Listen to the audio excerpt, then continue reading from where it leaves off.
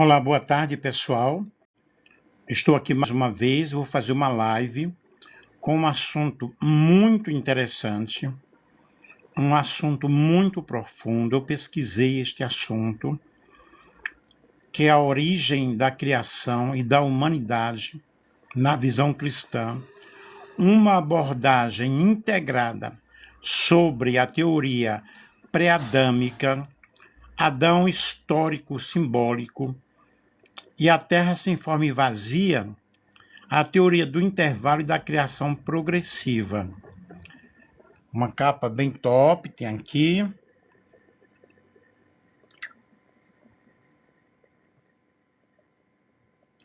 Compartilhem aí com outras pessoas, pois esta live é uma live muito interessante, super interessante. A origem da criação e da humanidade na visão cristã e as diversas abordagens aí. Então, quero que vocês compartilhem com outras pessoas, também coloquem coraçõezinhos. É uma live muito bem científica, bem profunda, tá? Fiz uma pesquisa aqui, muito grande, muito top, e eu vou trazer para vocês agora este ensinamento. A chamada teoria pré-adâmica propõe a existência de seres humanos ou criaturas racionais anteriores a Adão, criados por Deus antes do relato de Gênesis, capítulo 1 ao 2. Ou Gênesis, né? Capítulo 1, versículo 1 e versículo 2. Essa teoria, observem que é teoria, né? Essa teoria surge como tentativa de responder a questões como a existência das civilizações antigas, a diversidade racial, evidências arqueológicas e paleontológicas e a aparente diferença entre Gênesis 1 e Gênesis 2. A origem do mal antes da queda de Adão. Embora não faça parte da teologia clássica ortodoxa, da teologia cristã clássica ortodoxa, a teoria pré-adâmica reaparece ciclicamente na história do pensamento teológico e merece análise séria e responsável. Sigam-me aí, porque é um assunto muito delicado, é um assunto complexo, não é fácil para compreender. A narrativa da criação de Gênesis tem sido, ao longo da história cristã, objeto de intensos debates teológicos, filosóficos e científicos. Questões como: Adão foi o primeiro homem? Houve criação antes de Gênesis 1, 2? A Terra passou por um juízo anterior? O texto é literal ou simbólico? Revelam que o tema não é simples, nem superficial, é um tema muito profundo. E esse estudo, esta pesquisa que eu fiz, propõe uma abordagem integradora, respeitando a autoridade das Escrituras, reconhecendo os gêneros literários bíblicos e dialogando com as principais correntes interpretativas cristãs, sem cair em reducionismos dogmáticos. Vejam que foi um estudo que eu fiz, uma pesquisa que eu fiz, é um artigo científico que eu estou trazendo para vocês. A terra sem forma e vazia, Gênesis capítulo 1, versículo 2, que é o ponto de partida teológico. A terra era sem forma e vazia, havia trevas sobre a face do abismo, Gênesis capítulo 1, versículo 2. A expressão hebraica tohu vabohu não descreve necessariamente caos moral, mas inexistência de ordem funcional. O texto afirma que a terra era, não que se tornou, embora o verbo permita ambas as leituras, né? Duas leituras principais emergem aqui. Criação inicial ainda não organizada. Estado resultante de um evento anterior não descrito. Ambas permanecem dentro da ortodoxia cristã quando não negam Deus como Criador. Ok? Vejamos aqui a teoria do intervalo, Gap Theory. A teoria do intervalo propõe que existe um lapso de tempo entre Gênesis 1 e 1 e 1 e 2. E os principais pontos Deus criou perfeitamente. Gênesis capítulo 1, versículo 1. Um evento catastrófico ocorreu possivelmente ligado à queda de Lúcifer. Vejam que não está afirmando, possivelmente. A terra ficou sem forma e vazia. E a partir de Gênesis capítulo 1, versículo 3, Deus restaura a criação. Foi um apanhado que eu fiz, um estudo que eu fiz, um artigo científico, e realmente ele é top. Para que nós possamos entender tudo isso aí, porque existem todas essas especulações. Coloquem coraçõezinhos aí. Essa teoria busca preservar a bondade da criação, explicar a presença de trevas e desolação e harmonizar o texto bíblico com longos períodos de tempo. O importante aqui, a Bíblia não afirma explicitamente esse intervalo, mas também não nega. Aí nós temos aqui a teoria pré-adâmica.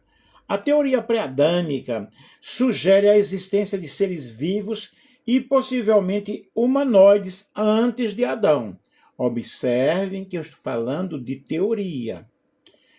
A avaliação teológica pode explicar textos como Gênesis capítulo 4, terra habitada, esposa de Caim, e não pode atribuir a esses seres Imago Dei, consciência moral redentiva e a relação pactual com Deus. Na teologia cristã clássica, Adão é o primeiro homem espiritual, não necessariamente o primeiro ser biológico possível. Observem como eu estou usando aí as palavras. Adão histórico e simbólico ao mesmo tempo. O Adão histórico, pessoa real, responsável pela queda, cabeça federal da humanidade, Romanos capítulo 5. E sem Adão histórico não há pecado original. Não há necessidade de redenção. Cristo perde seu papel como o último Adão. Caminhe comigo no meu pensamento aí na minha pesquisa. O Adão simbólico representa toda a humanidade, revela a condição humana, que todos pecaram, e todos pecaram também em Adão, e expressa verdades universais. História e símbolos não se anulam, se completam. Vejamos aqui agora a criação progressiva como eixo integrador. A criação progressiva oferece um eixo teológico que conecta todos esses temas. Deus cria por etapas, cada fase tem propósito, não há acaso, não há improviso. Ele permite longos períodos de criação, ordem crescente, intervenções diretas de Deus, um Adão criado de forma especial. A progressividade não nega milagres, nega apenas a leitura apressada. Vejamos aqui a definição da teoria pré-adâmica. A teoria pré-adâmica sustenta que Deus criou seres humanos ou humanoides antes de Adão. Adão não seria o primeiro ser humano, mas o primeiro representante federal da atual humanidade. Uma possível catástrofe, que eu já mencionei, associada ou não à queda de Lúcifer, teria destruído essa criação anterior. Teria, né? Gênesis 1 descreve essa criação original, enquanto Gênesis 2 narraria uma recriação, dentro dessa suposição. Essa teoria aparece em diferentes versões, desde formulações moderadas até especulações extremas. Vejamos aqui origens históricas da teoria. Tradições judaicas e patrísticas. Algumas tradições judaicas extrabíblicas, como certos o Midrashim, ou Mishnah, como alguns pronunciam, especulam sobre mundos anteriores criados e destruídos por Deus, mas sem caráter doutrinário. Entre os pais da igreja, Agostinho rejeitou explicitamente qualquer humanidade anterior a Adão, defendendo Adão como o primeiro homem histórico. Cadê? Estão gostando aí? Estão compreendendo? Manda coraçãozinho aí. Vejamos o desenvolvimento moderno. A teoria ganhou força nos séculos XVIII e XIX, especialmente para harmonizar a Bíblia com descobertas científicas, em correntes do criacionismo progressivo e em alguns círculos dispensacionalistas. Autores como Thomas Chalmers defenderam a chamada Gap Theory, teoria do intervalo, uma forma de pré-adamismo. Estão me acompanhando? Fundamentos bíblicos alegados pelos defensores. Gênesis capítulo 1, 1 ao 2, fala de um caos original, a terra sem forma e vazia. Gênesis capítulo 1 e o versículo 2. Defensores afirmam que o termo hebraico Tohu Vadbahu indicaria destruição, não criação original ou inicial. Contudo, a maioria dos hebraístas entende o termo como estado não organizado, não julgamento. Diferenças entre Gênesis capítulo 1 e 2. Argumenta-se que Gênesis capítulo 1 descreve a criação da humanidade, Adão coletivo, enquanto Gênesis capítulo 2 fala de um Adão individual. E a resposta acadêmica para isso, nós temos Gênesis capítulo 2, não é uma segunda criação, mas um zoom narrativo teológico sobre o sexto dia. Caim e a cidade, Gênesis capítulo 4, versículo 17. A pergunta de onde vieram as pessoas da cidade de Caim é frequentemente usada como argumento pré-adâmico.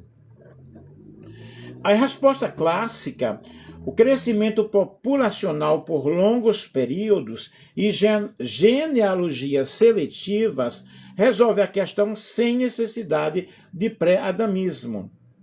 Vejamos a análise teológica crítica. Adão como cabeça federal da humanidade.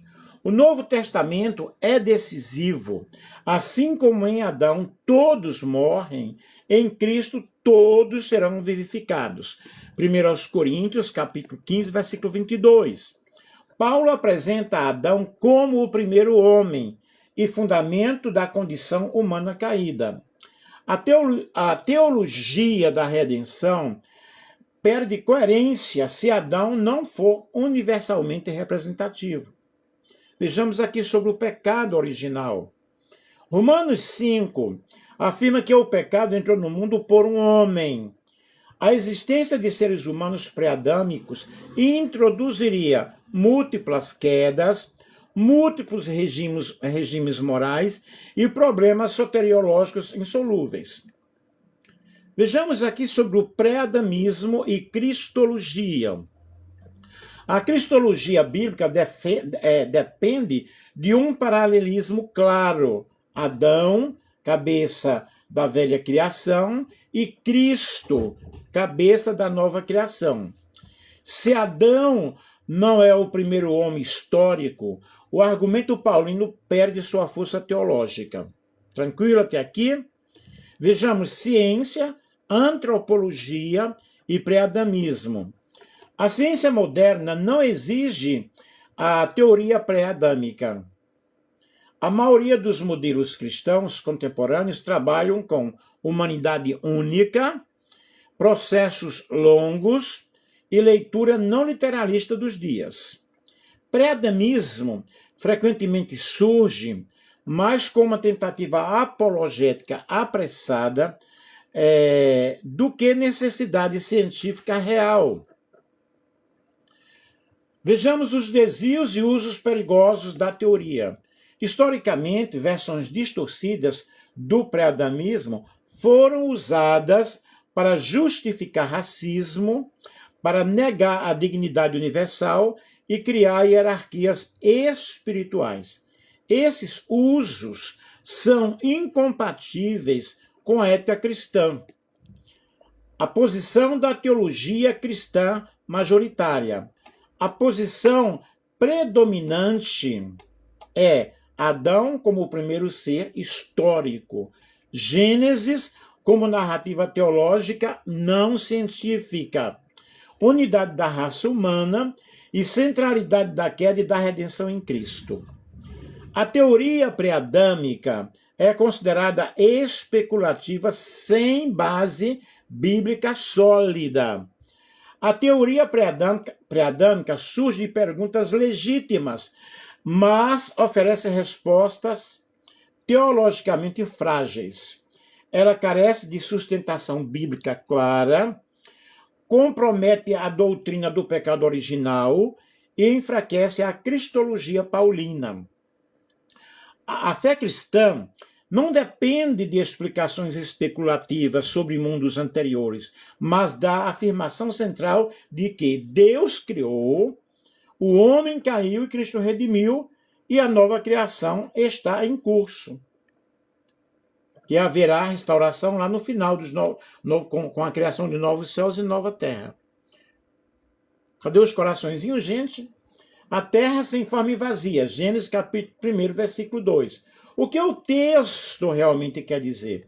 A terra era sem forma e vazia e havia trevas sobre a face do abismo. E o Espírito de Deus pairava sobre as águas. Gênesis capítulo 1, versículo 2. O texto original hebraico, a expressão sem forma e vazia vem do hebraico, tohu vadbohu. E essas palavras não significam destruída, amaldiçoada ou julgada. Elas significam tohu ou tohu, desorganizado, não estruturado, uniforme. Bohu ou bohu, vazio, não preenchido, inabitado. E a ideia central é o estado inicial, não ruína. O que não significa. É importante esclarecer que o texto não está dizendo porque aqui surgem muitos erros teológicos. Vou repetir, é importante esclarecer o que o texto não está dizendo. Porque é justamente aqui que ocorrem muitos erros teológicos. Não diz que a terra foi destruída. Não diz que houve um julgamento anterior. Não diz que existia uma civilização pré-adâmica. Não indica uma catástrofe ligada à queda de Lúcifer. Essas ideias não estão no texto. São leituras posteriores. Vejamos o significado teológico correto. Gênesis capítulo 1 apresenta Deus criando ordem a partir do caos inicial. O capítulo segue uma lógica muito clara. Vejam bem, dias 1 ao 3, Deus dá forma, luz, trevas, céus, mares, terra e vegetação. Dias 4 e 6, Deus preenche astros, aves e peixes, animais e seres humanos, ou seja, sem forma, Deus organiza. Vazia, Deus preenche. Isso mostra que o caos não é rival de Deus, é matéria-prima da criação. Me compreendem? Vejam que é um assunto complexo, é um assunto de difícil compreensão. Cadê os coraçõezinhos? Não estão gostando, não? Paralelo com outros textos bíblicos. Quando Tahad Bohu aparece em outros textos, como Isaías 34:11, Jeremias 4:23, aí sim está ligado a julgamento. Mas, uma atenção aqui. O contexto define o sentido, não a palavra isolada. E nós não podemos pegar uma palavra isolada e trazer uma interpretação. Gênesis 1, em Gênesis 1 não há pecado, não há julgamento, não há queda. Logo, o sentido inicial não é punitivo. Vejamos aí o papel do Espírito de Deus. O texto diz que o Espírito de Deus pairava sobre as águas. E isso é fundamental. A palavra pairava, rachapé, indica cuidado, proteção, preparação, potencial criativo.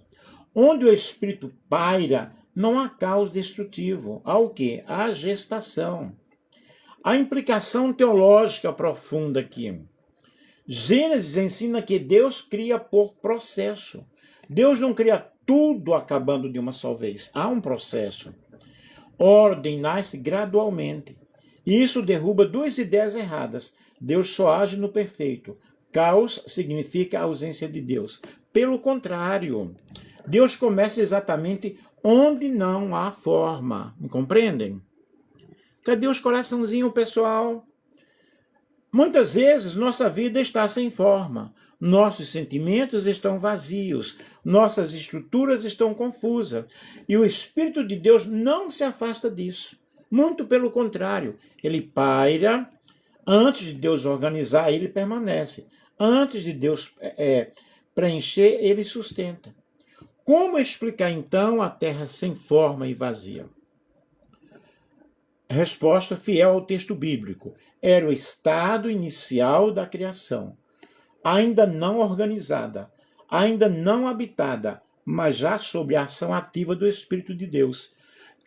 Nada mais, nada menos. A terra sem forma e vazia não é sinal de fracasso, julgamento ou criação anterior destruída. É o ponto da partida da ação criadora de Deus. Deus não começa no caos para consertar um erro. Ele começa no caos para revelar seu poder de criar ordem, beleza e vida. Daí, pessoal, estão gostando aí da palestra? A teoria do intervalo, Gap Theory. O que é e de onde veio e como avaliá-la biblicamente? O que é Gap Theory? A teoria do intervalo propõe que existe um longo período de tempo, um intervalo, entre Gênesis capítulo 1, versículo 1 e Gênesis capítulo 1, versículo 2.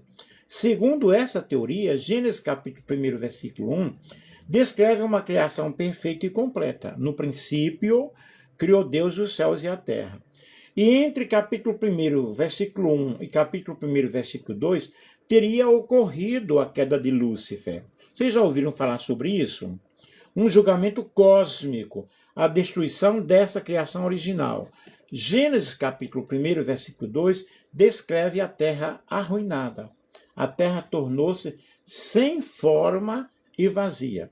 Os dias da criação, Gênesis capítulo 1, versículo 3 em diante, seriam uma recriação, seriam uma recriação e não a criação original. Isso segundo essa teoria.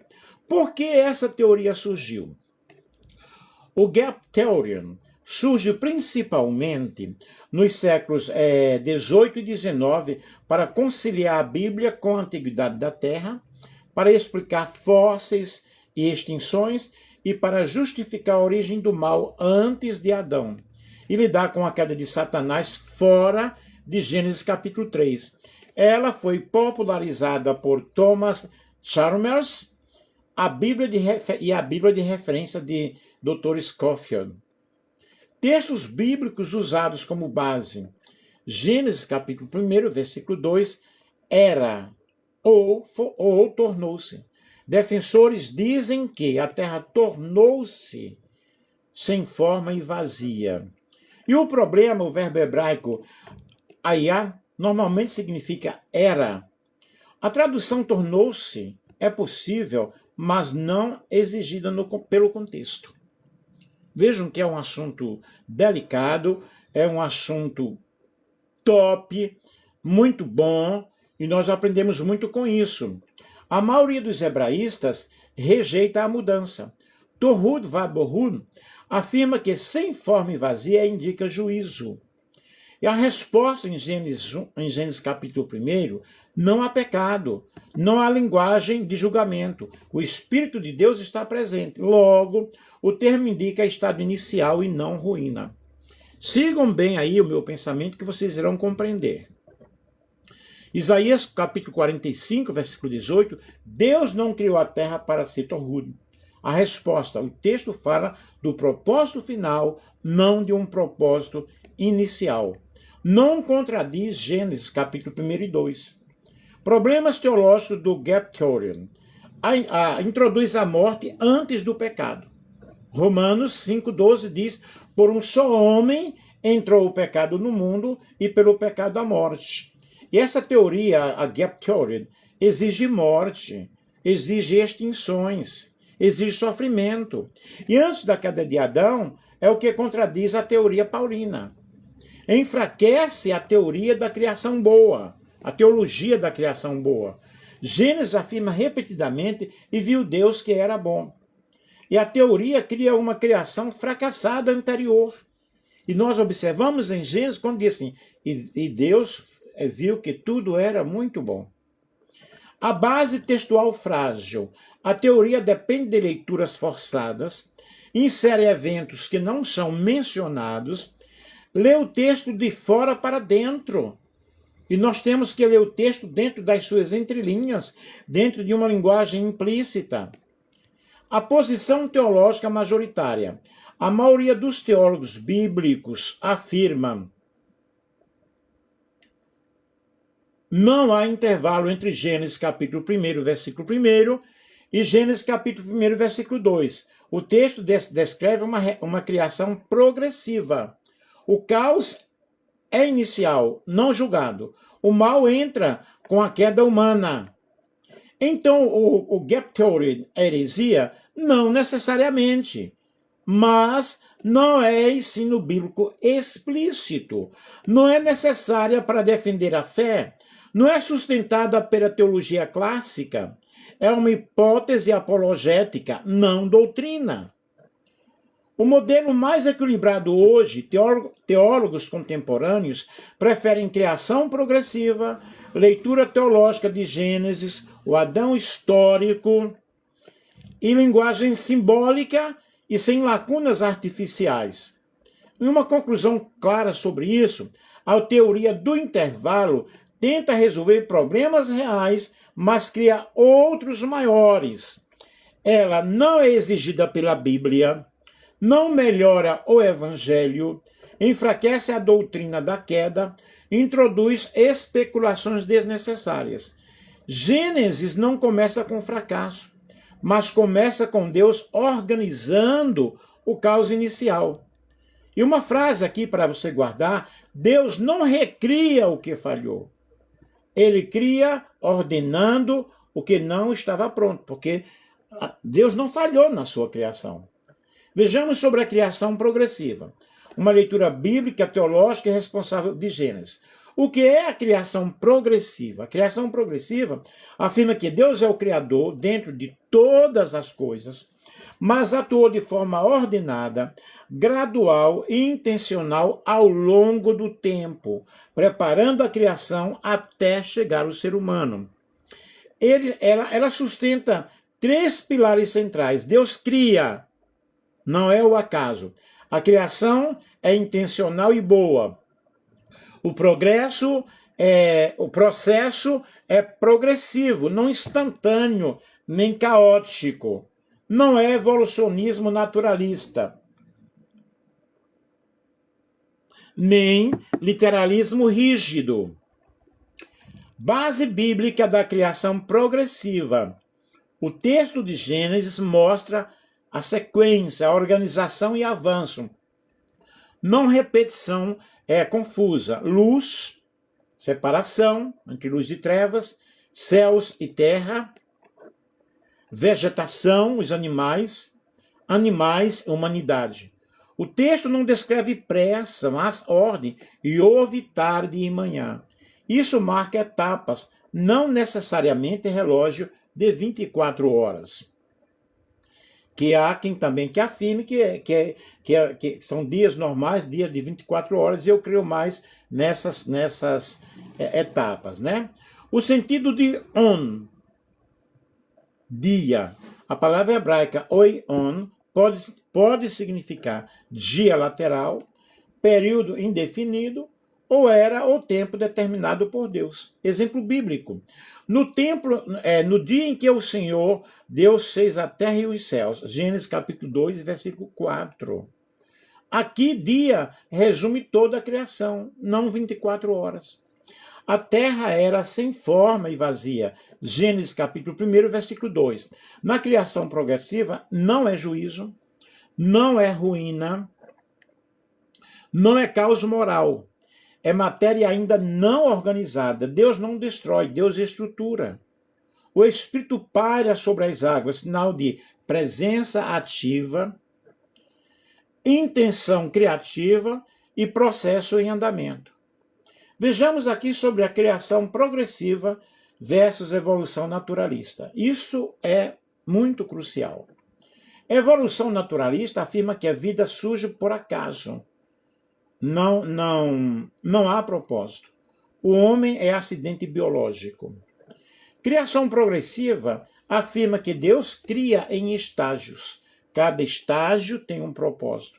O homem é criação, é obra-prima das mãos de Deus. Adão não surge de um processo cego, mas de um ato direto de Deus.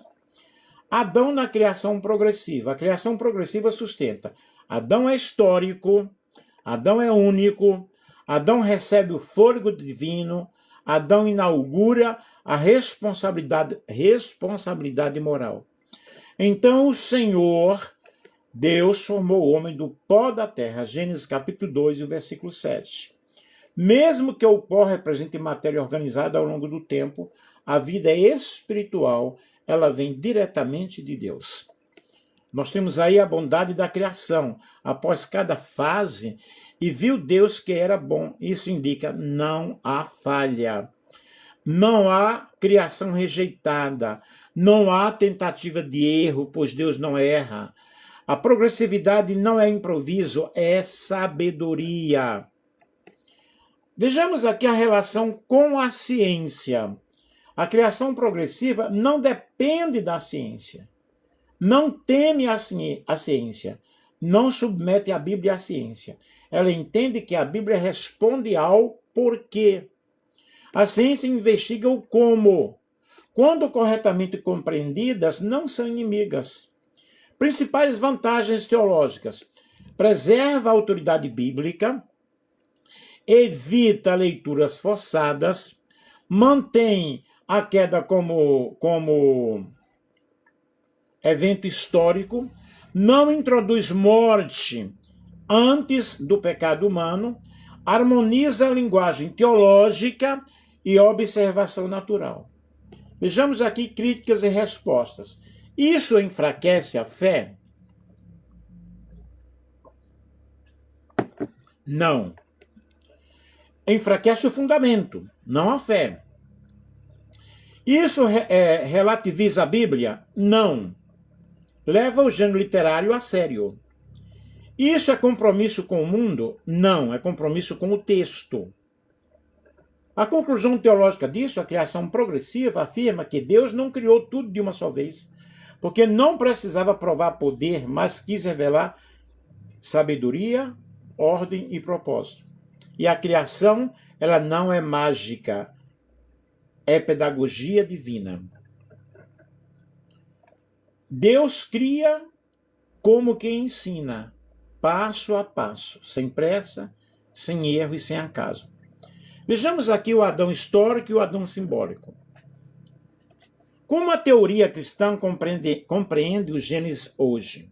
Por que essa discussão existe? A pergunta: Adão foi histórico ou simbólico? Surge da tensão entre a leitura bíblica tradicional, a ciência moderna, a antropologia, genética e arqueologia, e a hermenêutica literária contemporânea. A resposta teológica madura não é simplista. Existem modelos interpretativos, não apenas sim ou não. O que significa o Adão histórico? O Adão histórico é a compreensão de que Adão foi um indivíduo real, viveu em um tempo de espaço concretos, foi o primeiro ser humano responsável diante de Deus, sua desobediência teve consequências universais. E essa posição entende Gênesis 1 ao 3 como narrativa teológica ancorada em um evento real. A base bíblica aqui para o Adão histórico, Gênesis apresenta Adão como genealogia. Gênesis capítulo 5. Jesus menciona Adão implicitamente ao falar da criação em Mateus capítulo 19, versículo 4. E Paulo trata Adão como pessoa real, Romanos capítulo 5, versículo 1 e 1 Coríntios capítulo 15. Paulo não usa Adão como metáfora literária, mas como um contraponto real a Cristo. Vejamos as implicações teológicas. Sem Adão histórico, a doutrina do pecado original perde a base. A necessidade universal da redenção enfraquece. E a tipologia Adão-Cristo se rompe. Por isso, a teoria clássica sustenta Adão como histórico. E o que significa, então, o Adão simbólico? A definição Adão simbólico entende que Adão representa a humanidade como um todo. E Gênesis capítulo 1 ao 3 é linguagem mítica teológica. O foco não é quem foi, mas o que somos. Aqui, Adão não é negado como figura teológica, mas não é exigido como indivíduo histórico-literal. E a base hermenêutica que nós temos aqui, Gênesis usa a linguagem arquetípica. Adão significa simplesmente homem. O texto fala mais de condição humana do que de biografia. Essa leitura ela é comum em teologia liberal, alguns teólogos contemporâneos, leituras dialogadas com a ciência evolutiva.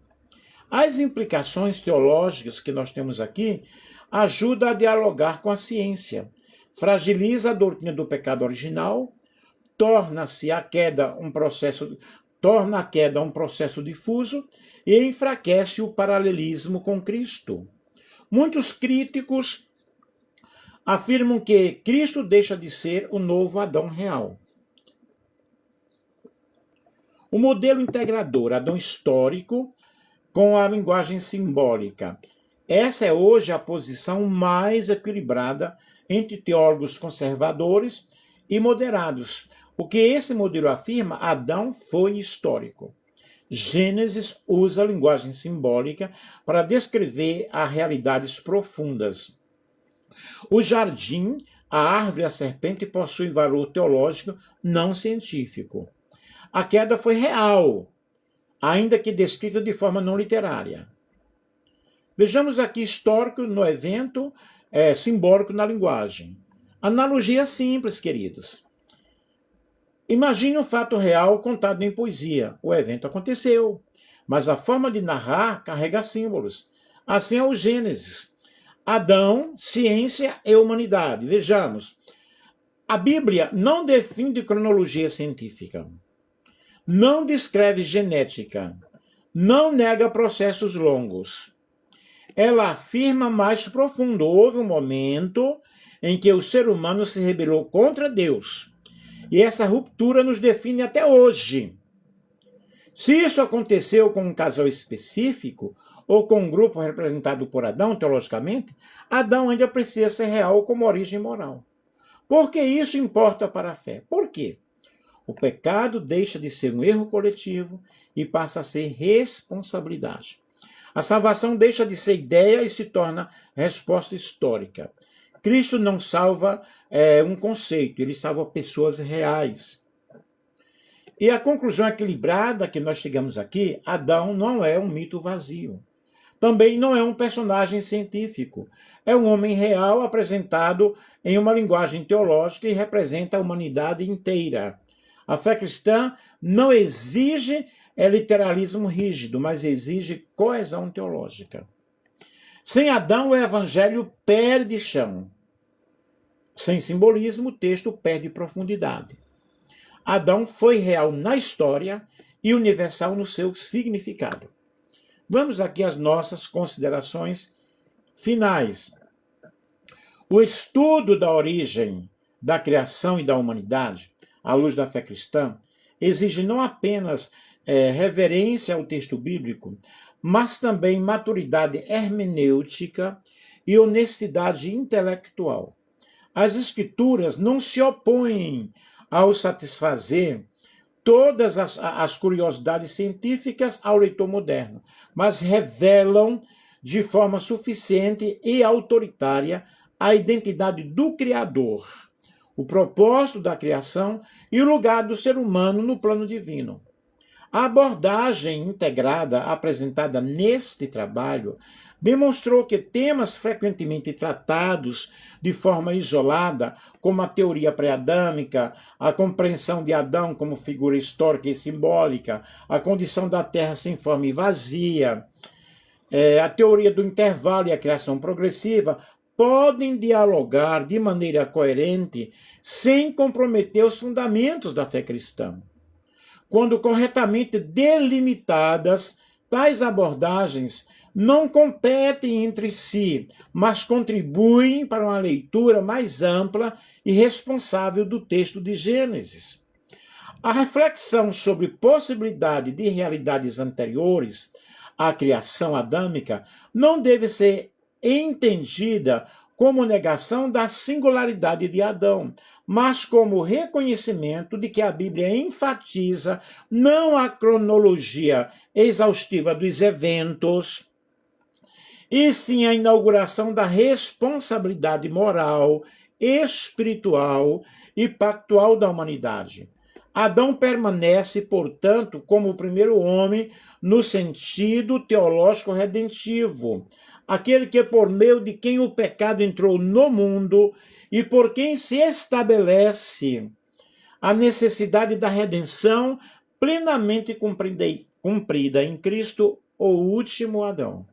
Da mesma forma, a expressão terra sem forma e vazia revela-se menos como um estado de caos moral e mais como um estágio inicial ou transitório da criação, evidenciando um Deus que cria em ordem, intencionalidade e progressividade. A criação progressiva, nesse contexto, apresenta-se como uma estrutura teológica capaz de harmonizar o texto bíblico com a noção de desenvolvimento ordenado, sem ceder ao naturalismo evolucionista nem ao literalismo inflexível. A teoria do intervalo, ainda que não explicitamente afirmada pelas Escrituras, permanece como uma hipótese interpretativa legítima dentro da tradição cristã, desde que não seja utilizada para estabelecer doutrinas centrais. Sua contribuição reside na tentativa de preservar a bondade original da criação e reconhecer a complexidade do texto bíblico sem, contanto, violentá-lo. Em última análise, este estudo reafirma que a doutrina da criação não é um debate periférico, mas um fundamento teológico que sustenta a antropologia cristã e a doutrina do pecado, a necessidade da redenção e a centralidade de Cristo. Qualquer interpretação que obscureça esses pilares compromete o coração da fé cristã. Contudo, interpretações que dialogam com o texto respeitam seus limites e preservam sua mensagem central, que fortalecem a compreensão teológica e pastoral da Igreja. Conclui-se, portanto, que a fé cristã não teme o tempo, a investigação ou a complexidade, pois sua segurança não está em modelos interpretativos fechados, mas na revelação de Deus, de um Deus soberano, criador, intencional e redentor. Assim, a origem da criação e da humanidade, mais do que um ponto de debate, permanece como um testemunho da sabedoria divina e um convite à humildade diante do mistério de Deus. Isso aí foi o que nós pesquisamos o que eu pude buscar aí, e nas referências aqui eu tenho a interpretação literal de Gênesis, Agostinho, Teologia Sistemática de Luiz Berkoff, comentário sobre o livro de Gênesis, de João Calvino, Gênesis 1 ao 4, uma análise linguística, literária e teológica de John Collins, Teologia Sistemática de Millard Erickson, comentário bíblico de Gênesis, Mateus Henry, introdução e comentário, Gênesis, introdução e comentário, Derek Kidner, o registro de Gênesis, Henry M. Morris, a supremacia de Deus na criação, John Piper, introdução à teologia do Antigo Testamento, Alan Richardson, o diabo, as percepções do mal na antiguidade ao cristianismo primitivo, Burton Jeffrey Russell, culpa e graça, Paul Turner, o mundo perdido de Gênesis 1, John H. Walton, Gênesis 1 a 11, comentário, Klaus Westermann, a nova perspectiva sobre Paulo, N.T. Writing, e assim outras referências nas quais nós buscamos para embasar todo este estudo, todo este trabalho, todo este artigo científico. Eu espero que vocês tenham compreendido. Realmente é um assunto muito polêmico, mas acredito que eu expliquei muito bem. Que Deus abençoe a todos vocês que me acompanharam. Sigam-me nas minhas redes sociais. Eu vou colocar esta live no Facebook e depois no canal do YouTube. Um grande beijo para todos vocês. Que Deus ajude, que Deus abençoe de uma forma toda especial. Tudo que eu faço com amor, com dedicação, buscando trazer um conhecimento para vocês. Um grande abraço.